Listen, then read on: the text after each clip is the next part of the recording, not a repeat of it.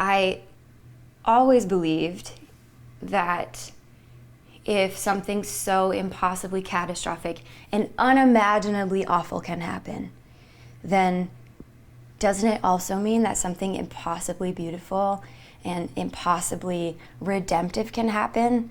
Like, the universe is infinite. Yeah, but that's hard for a brain to switch when somebody says, I'm sorry, you're going to die. Yeah, it is really hard, and it is a lot of work. I think we have all these parts of ourselves, right? And the brave part of myself had to really kick in and do the work, because there's all these other parts of myself that say, you know what, it's like easier to just forget it. Like, it's easier just to give up and let go and go home. And but I really had to give power to the part of myself that believes that it can get better. How does a child know at 10 years old that I'm meant to sing and inspire people? I think the reason why a 10-year-old child can know that is because they don't have their grown-up brain that has the inner critic that would say, how do you really know? Are you sure? Why? Why you? Are you not special? Like, we grow up and we have all these voices and the inner critic, and a 10-year-old doesn't have that. They just think, I feel it. They don't need to explain it. They don't need a reason. Where do you fit in you got 6 siblings? 4 siblings. 4 siblings? Well, 4 of us total. Okay. And who are they, and where do you fit in on all of that? I am second of 4. You're 2 of 4? Yeah. Older brother, Mitch, 2 years older, okay. Me, younger brother, younger sister. Okay. And is there something in the family dynamic that this 10-year-old is brimming with confidence and full of mission? For sure, yeah. My parents both just raised us to believe that we could do and be anything, and not in a brainless way, but to say, if you want to do something, let me give you all the resources. You got to work harder than everyone else. So when I was about 11, I told my mom that I wanted to sing in this local Y City Idol contest. I was modeled after American Idol, and she signed me up for it. And then they gave me all the resources I needed. Of course, I did terribly in the competition. I was so nervous on stage, and I did not sing well at all. Rightfully, I did not continue. But then I took vocal lessons and learned how to be comfortable on stage and laid the groundwork for that. So did you say from that time, you go to 11, you fail, you do something else, I still want to be a singer? Did that re-cement, or was that a grit thing of going, all right, I'm going to go again? Mm-hmm. It was grit. It was grit. Did you start recording at any time, or where has this fallen? Because I remember the question from one of the judges who said, are you working at this time? And I think it was, do you sing for a living? Right. Where did you sing for a living ever? And never completely. Maybe that'll happen after this. But I started recording music when I was about 20, and it was about halfway through college, and some friend invited me to come record original songs in the studio for free. And I did that, and the community in the college town where I was at loved it. And that was kind of my little launching pad as an artist that wrote my own songs, played shows, and recorded. Where's the college town? Lynchburg, Virginia. Okay. I went to Liberty University. And so there was a Christian background with this for you. And sometimes certainly with Liberty, which is hardcore, am I going to be a Christian artist? What's in my mind at 20 years old when you begin this? I love this question. I get really frustrated about that question, and I'm excited to answer it because so many people ask that question. Where especially in that moment, I came to a place and everyone's like, "Are you a Christian artist? Are you a secular artist? Are you?" And I hated having to answer. So I am a Christian and a believer that writes music, not usually for church, and not usually about religious ideas or Jesus by name. But I decided that I wanted to make music for the broader entertainment world. And I didn't like that I was put in a position where I had to decide if I'm a Christian artist or if I'm not. Were you put in a position? Yeah, everyone, well, maybe I felt a social pressure to answer that question and to brand myself in a certain way. And on the precipice of maybe earning a living of singing, who are you as an artist now? As an artist now, I make music for everybody. And my faith will never, there's no area of my life where my faith is not going to seep into it. It's like impossible. It's it's part of the core of me. So if you listen for it and look for it, then you'll see Jesus all over it. You'll find it there, but I'm not just writing music for people that believe the way that I believe. I think that's ridiculous. So I love to make upbeat, dancey pop music that brings people joy. Tell me about the cancer journey. Short question, long answer. I was first diagnosed with cancer in 2017 with breast cancer. I underwent treatment for maybe a year, went into remission.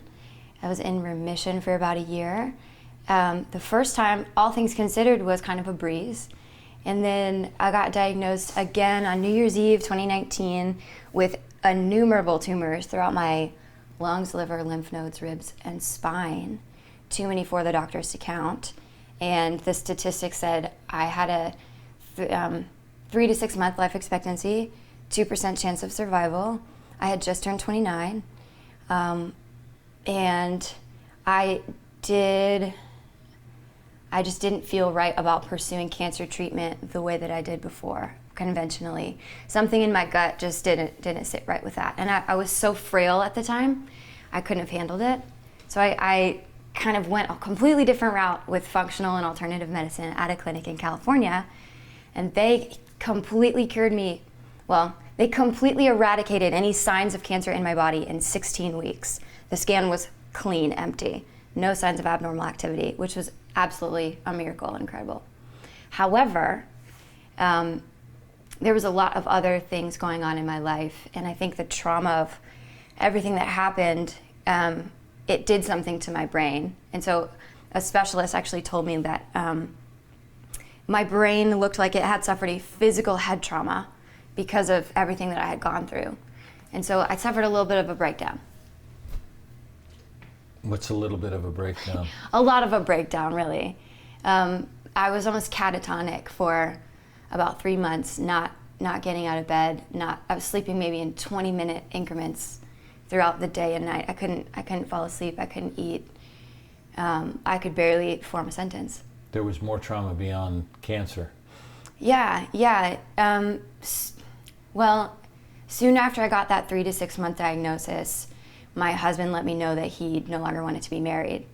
And so while I was also dealing with, fighting for my life, I was, kind of abandoned by the one person that should have never done that. What got you out of catatonic? I did some amazing work with specialists that did like a brainwave therapy that helped my brain balance itself out. But I also did a lot of therapy, a lot of counseling, talking through why this happened. How did I end up here? What happened in my life for me to be in this position? And just take step by step back and unraveling it all to find out how I ended up where I was.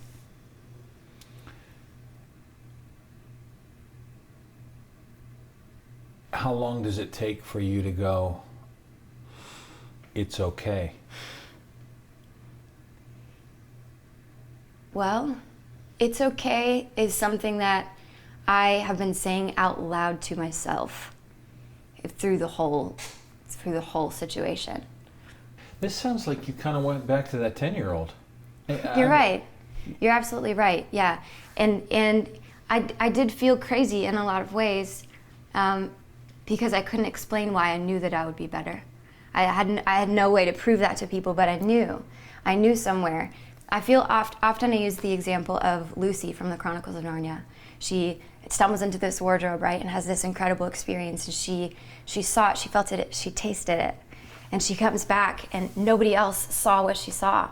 She has to explain to everybody what she knows, and everybody thinks she's a little crazy, but she knows, and that's what it's been like for me, more than once, to be handed a diagnosis that's really, really grim, and I could never explain how I knew I was going to be better.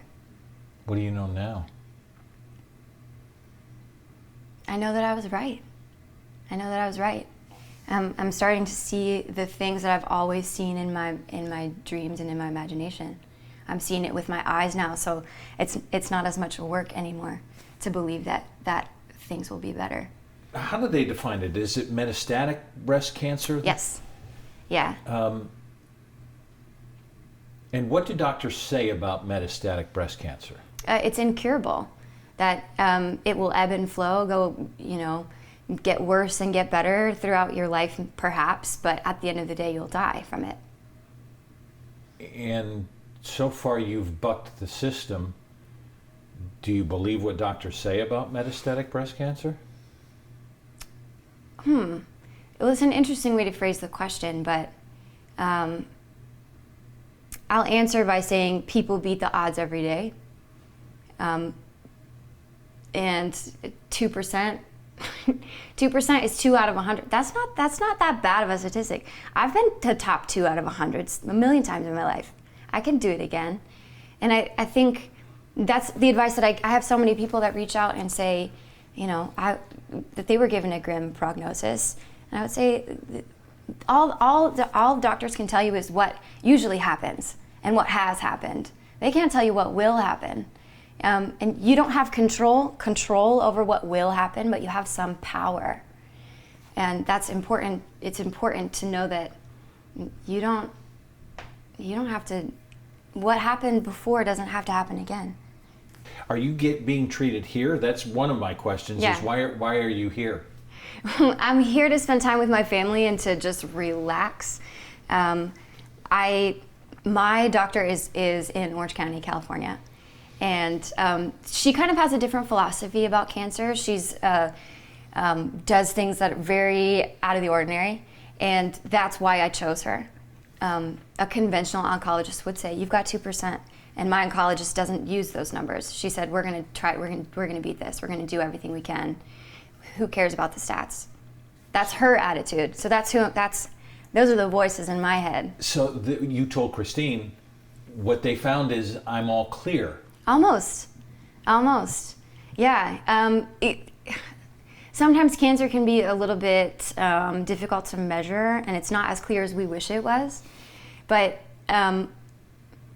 it's amazing. There is very, very little showing active in my body right now at all. So we just did a little more a couple weeks ago, and we'll test in a couple months to see if I'm stabilized, if I'm in the clear. But who cares what's happened before? They can't tell you what's going to happen. They're not going to tell me what's going to happen to me. They're not fortune tellers. You don't seem to get down very much. I got a camera here. You don't seem to get down very much. No, not much. You don't. Not much. I do get down, but not much. How do you overcome that? It's again, I don't have control, but I do have some power over what happens to me, and a lot of that is my attitude and the thoughts that I allow in my mind. So thoughts are birds that can fly over your head, but they can't do anything about that. But if a bird tries to make a nest in your hair, I can do something about that. So yeah, the depression and the anxiety, that will always be flying over my head, but they're not going to land on my hair. And that's my jurisdiction. I'm the boss of that. And that's what I do. Nightbirde came from a dream. Did I hear that correctly? Yes. Yeah, it's a wild story. I had the same dream 3 nights in a row. I woke up and heard birds singing outside in the middle of the night. The first 2 times it really was just a dream. And the 3rd time I woke up, I heard it in real life. And I saw the birds outside my window at 3 in the morning. I checked the clock, singing like it was daylight. And something about that hit me. It felt so poetic that these birds were singing as if it was morning, but there were no signs of it yet. And that's what I wanted to embody. Is the spelling significant or just to be cute? It's not significant. I wish it was.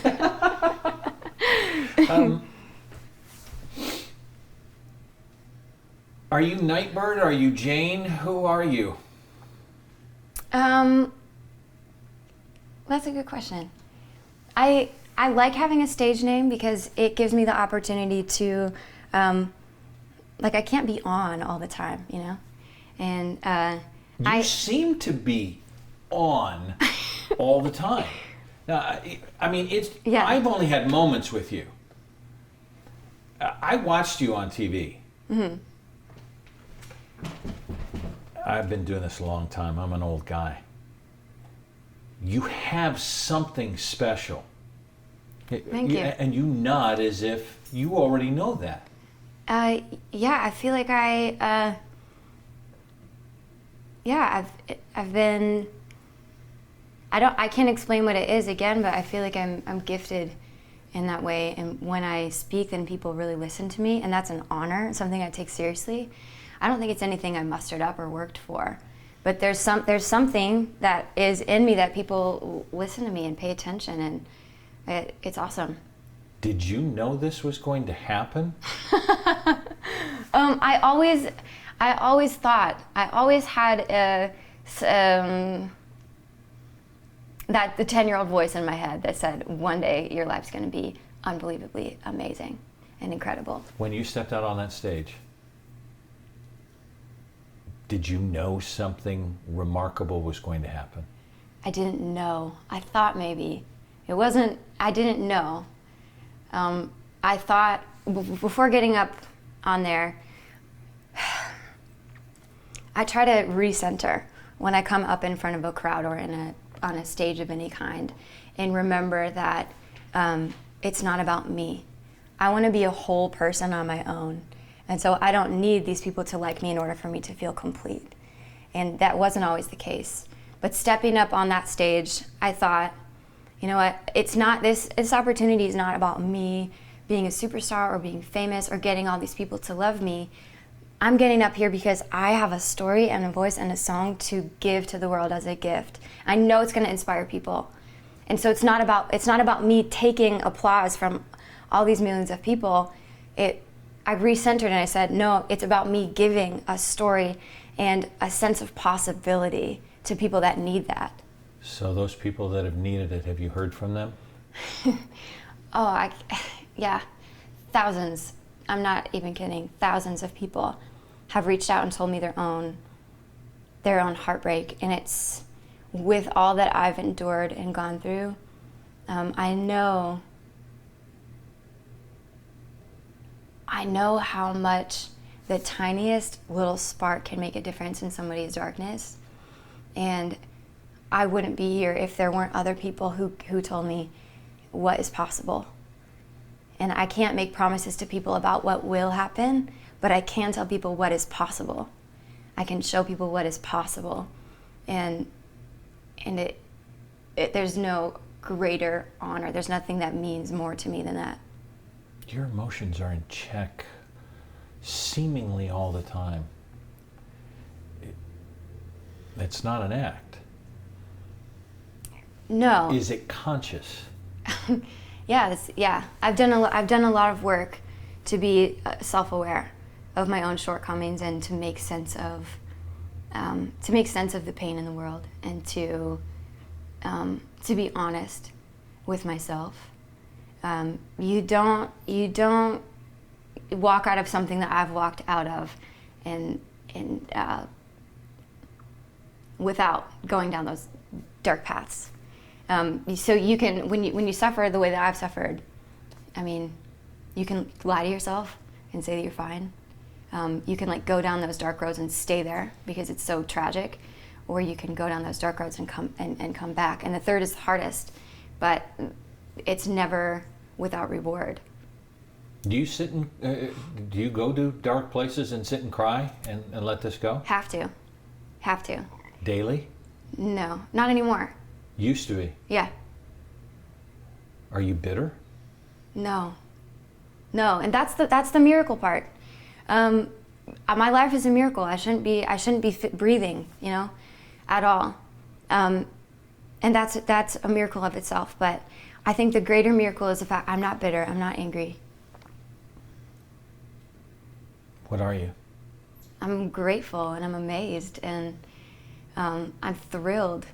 I understand that I'm not entitled to anything in this life. I'm not entitled to anything. And a lot of people say, they can't believe that so many bad things happen. I can't believe so many good things happen in the world. Like think about it. If somebody just sets the world in motion, everybody's selfish, right? And if you leave things on their own, things decay. It's called entropy. It's like a law of thermodynamics. And so that's the world that we live. That's the world we're born into, right? So bad things happen. It's It's amazing that good things happen. It's amazing that people can be altruistic. It's amazing that people can be selfless, and I have seen that in the universe and in people in a way that makes me so grateful and so amazed. Who's your rock? Oh, Jesus.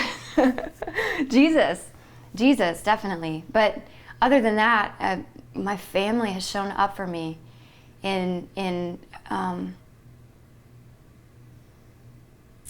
in the most selfless ways. It's easy to think that love doesn't exist because everyone truly is selfish. Sometimes they love you for the way that you make them feel, or they love you because they love who they are when they're with you.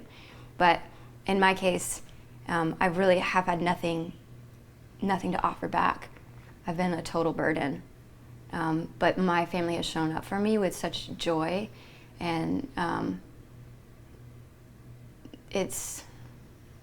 that'll make me emotional more than anything. People who will sacrifice and not expect anything back. And that's your family. Yeah. What's joy? Have you figured out how to define that for you? No. People always say, well, joy is a lot like happiness, but joy is steadier. Yeah. Happiness is like this, scream and jump in the pool in our suits and ties kind of moment, right? It's like exuberant. And we can't have that all the time. It's not actually natural to have it all the time. But joy is, it's gratefulness and it's steadiness and it's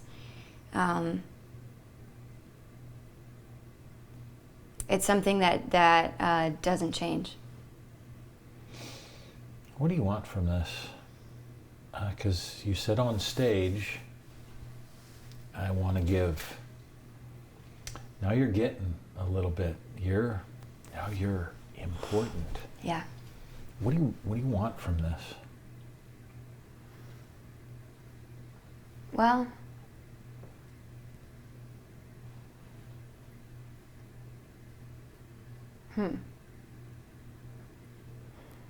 yeah, there's a million things that I want. And I'm not afraid to ask from the world the things that I want. I want to tour, and I want to perform, and I want to put out music, and I want to sing for stadiums, and I want to do it all. I want to do all of it. And I'm prepared to do all of it. I feel like I have what it takes, but and I'm not afraid to ask for that from the world. But what I want has to stay secondary. Because if it becomes about me, then I think the spotlight can really burn me up. Yeah. If it's about wanting to be important and wanting to be somebody, an audience can never do that for you. A platform can never do that for you. So all of that stuff, and I hope I get it, I really do. All of that stuff's just icing on the cake. Because I've walked this road where it showed me what life is about and what's important. And I have it. Nobody can take that from me, period, ever. all this attention that I'm getting, which I love, by the way. Eat it up all day. Love being the center of attention. I will do party tricks for hours. That's just who I am. I love it. I love it. But it's all just a gift. It's all extra. Do you think about death? Yeah. Yeah, I'm not worried about it. I'm ready to die whenever it's time for me to die. But I think the reason why I was stressed out and really upset getting this news, because I knew it wasn't right. I knew it wasn't time.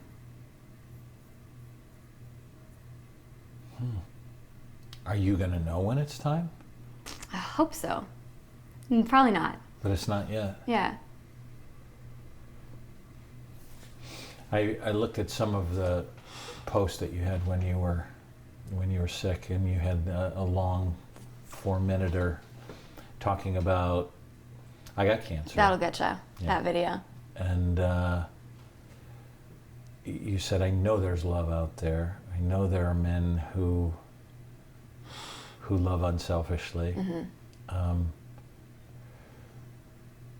Are you looking for another? No. I think I don't. Well, I think that in a lot of ways, what's broken in a relationship has to be mended in a relationship. And someone told me that at the beginning of all of this, when things fell apart in my marriage, and I was very closed off towards that, because I'm like, I will never, ever open myself up like that again. But the beautiful thing is the way my brothers showed up for me and proved all of these things wrong that I believed about all men, and loved me selflessly, dealt with all of my moods. I know you're talking to me on camera, so I know you think I'm on all the time, and in a sense, this is like so real. This is so me, but there were times when it was like, I don't want you to be close to me. I don't want you to be far away from me. I don't want you to talk to me. I don't want you to be quiet. I don't want you to. It was just like there was nothing. I was just so in such a rage, and such a panic about my life. I was really hard to be around, and my brothers just showed up for me so consistently and so caring to me, and it really selflessly. So it exists, and I'm open to it for sure. But I don't need no boyfriend. My guess is you're going to have a few suitors. Probably have already had some of them in the thousands who have reached out to you. I'll give them your number. You can talk to them. I'll pass. Are the tats significant in any way? And have they come at special times? Did you start this early? I don't know whether they're significant. Yeah, all of them are significant. They are? Yeah. All since cancer or before and? 2 before, 2 after. Okay. This one is probably the most significant. It's some music notes. This is a dotted double bar. Everything that you played in the piece will be repeated if you see that. Everything that I feel like I've been rescued from, and everything that all the miracles I've experienced. If I need them again, then they'll come back to me again. This is a quarter rest part in the music where there's no sound. There's moments in your life where it's silence, desert, but it's all part of the greater song, and so you need to lean into it. This is a 32nd note, one of the shortest notes you can write. A reminder that the note that I've been given to sing in this orchestra of life is short and insignificant, truly. But I want to sing it well. I got one note. I'm going to sing it well. So that's my deep tattoo. We got that when? Maybe 20. I must have been 23. Okay. So, previous, first diagnosed at what age? 26. Okay. So long before that. Mm-hmm. Yeah, I didn't know how much I would need these messages. So the messages are tremendously significant post. But somehow that 10-year-old girl decided on that tattoo at 23. Yeah. All right, what else? Absolutely. This is my 7 dots. There is a verse in the Bible that says, the righteous person falls 7 times and gets back up again.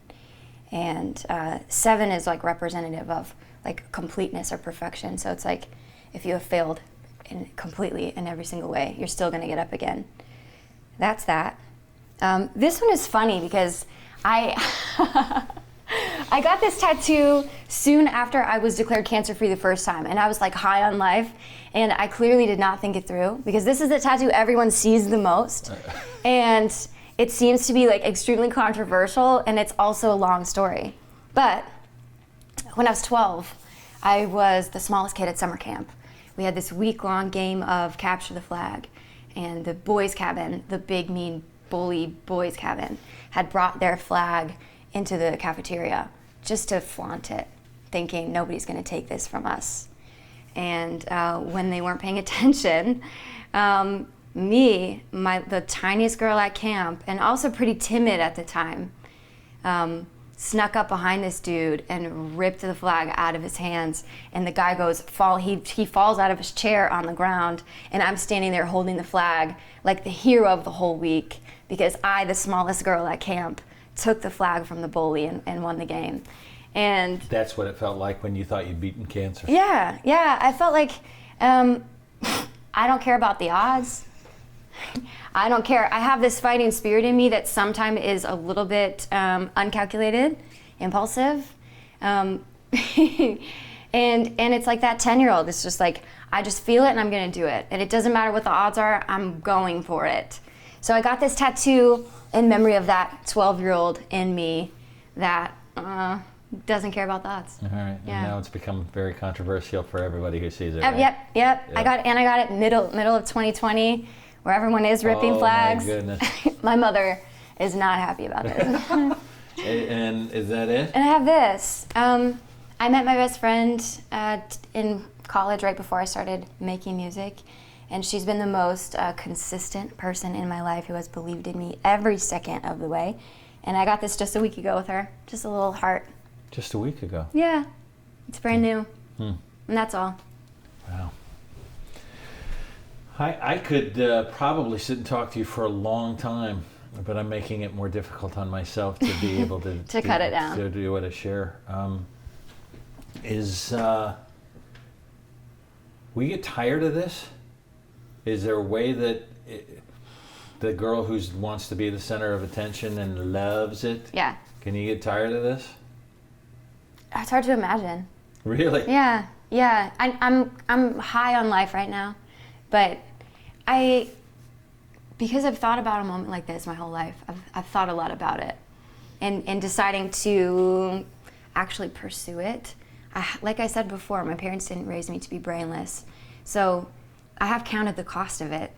I understand what I'm signing up for to pursue a life like this. So, and I do understand that right now I'm having this amazing moment, and that's all it is, it's a moment. And I love it, I'm eating it up, but life is hard for everyone. Even if you are the most beloved person in the universe, life is gonna be hard.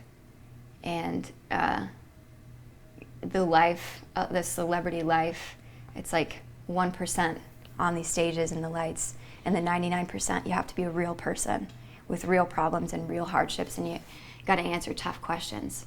So I am not tricked into the illusion to think that it's going to be an easy life.